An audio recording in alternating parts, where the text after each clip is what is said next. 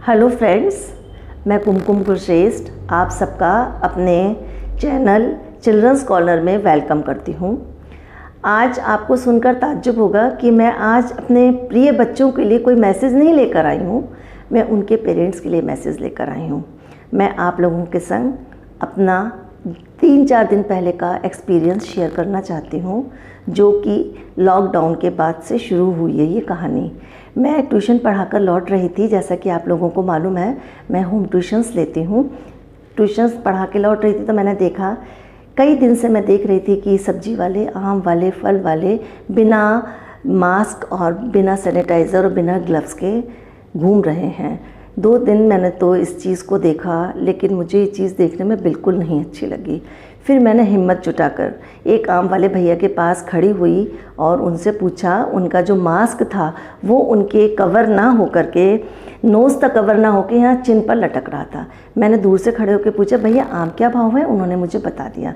फिर मैंने उनसे कहा कि भैया एक बात कहें, आप बुरा मत मानिएगा, ये आपका थोड़ी के पास क्यों लटक रहा है मास्क? बोले मैडम हमें गर्मी लगती है। मैंने कहा नहीं, आपको ये पूरा लगाना पड़ेगा और आपके पास ग्लव्स भी नहीं है। तो बोले ग्लव्स के लिए हमारे पास पैसे नहीं थे, बोनी नहीं हुई है, आप आम ले लेंगी तो हम ग्लव्स खरीद लेंगे। तो मैंने कहा ठीक है, मैं 4 किलो आम ले लेती हूँ, लेकिन शर्त है कि आपको पहले ग्लव्स खरीदने पड़ेंगे। तो वो बहुत अच्छे जेंटल पर्सन नज़र आ रहे थे और मैंने भी बहुत अच्छे से उनको समझाने की कोशिश करी, तो वो हंसने लगे। फिर मैंने उनसे ये भी कहा कि जब आप एक ठेल भर के आम खरीद सकते हैं तो आपने ये क्यों नहीं खरीदा? तो उन्होंने ये बात टाल दी और बोले अच्छा आपके जाते ही मैडम हम सबसे पहले ग्लव्स खरीदेंगे। अब आप आज का हादसा सुनिए तो आपको सुन के ताज्जुब होगा। मैं उसी रोड से निकल रही थी और क्रॉसिंग पर रुकी हुई थी। पीछे से आवाज़ आई, मैडम मैडम।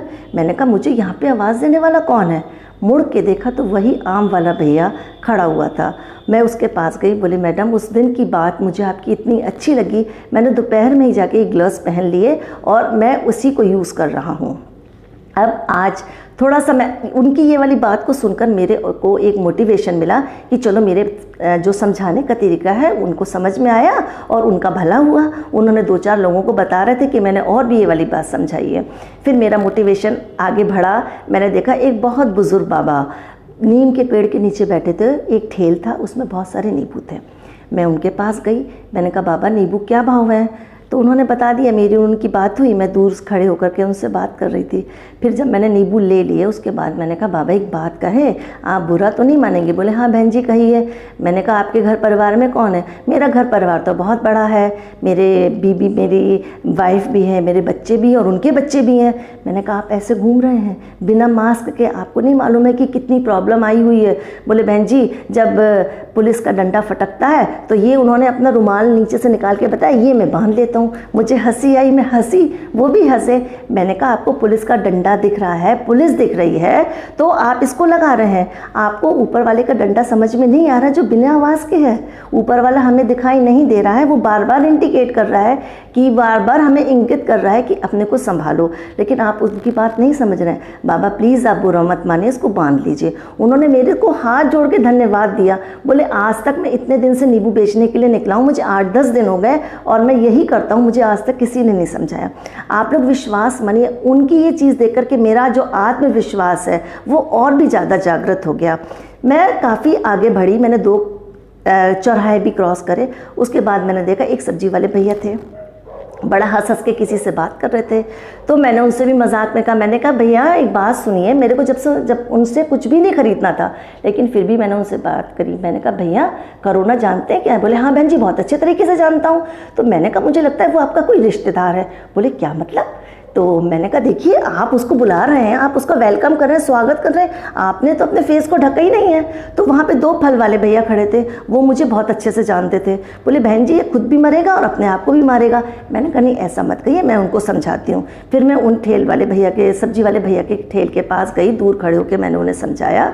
बोले नहीं बहन जी आप ठीक कह रही हैं, ये रहा मास्क। उनका भी यही रवैया था, मास्क हटा के बेच रहे थे और लोग बाग आकर ले रहे थे। किसी की ये हिम्मत नहीं पड़ रही थी कि उस बंदे को कोई प्यार से समझा दे।